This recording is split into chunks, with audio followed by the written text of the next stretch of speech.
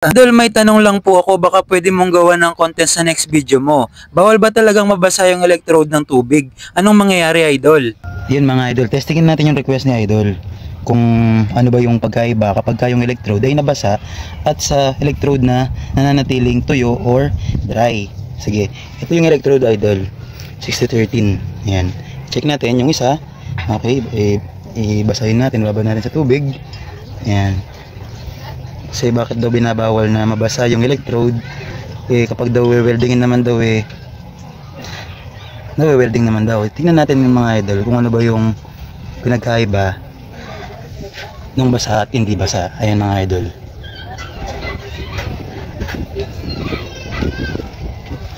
Ibabad lang natin siya mga idol na mga 5 minutes. Fast forward natin mga idol.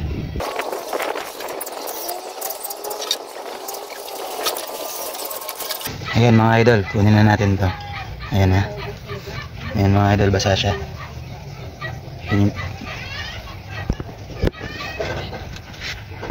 Ayan, ito yung tuyo, ito naman yung basa.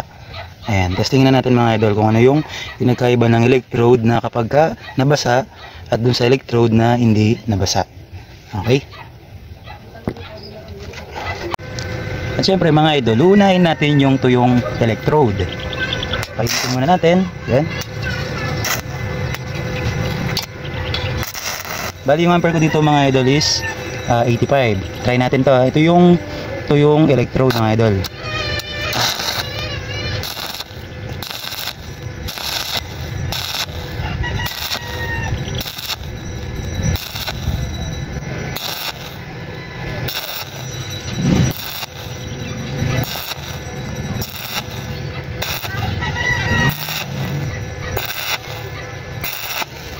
Ayan mga idol.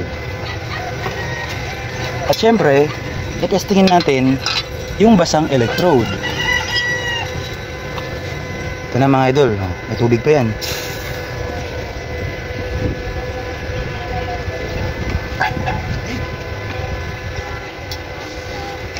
Ayan, pinunasan ko lang ng konti mga idol kasi basang basa siya.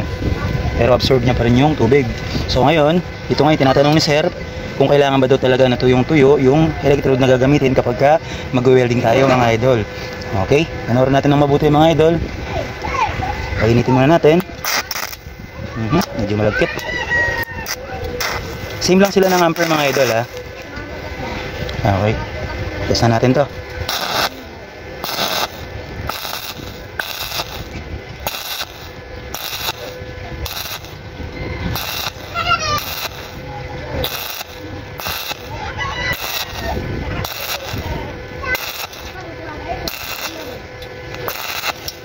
Ayan mga idol, palamigin lang natin at check natin yung pagkakaiba ng dalawang electrode.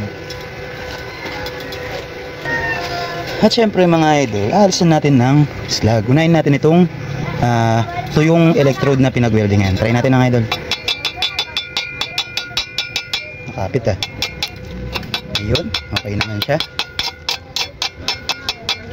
Okay. Ito naman yung basang electrode mga idol na pinag-weldingan natin. Try natin. Ito. Tignan natin. Ayun, halos pareho lang naman mga idol. Ayan. Halos pareho lang din naman. Halos wala rin naman pinagkaiba. Kaya lamang itong nauna na dry, itong tuyo, flat siya. Flat yung bed niya. Ito naman, maumbok siya. Parang makapal siya. Ayan. Pero palagi ko konti lang naman yung pagkaiba niya, pero pareho lang din naman siya. Kaya lamang syempre hindi ko nare-recommenda na hayaan nating mabasa yung mga electrode natin mga idol. Mas maganda pa rin kung ano yung binili nating electrode, kung tuyo siya, doon natin siya gamitin.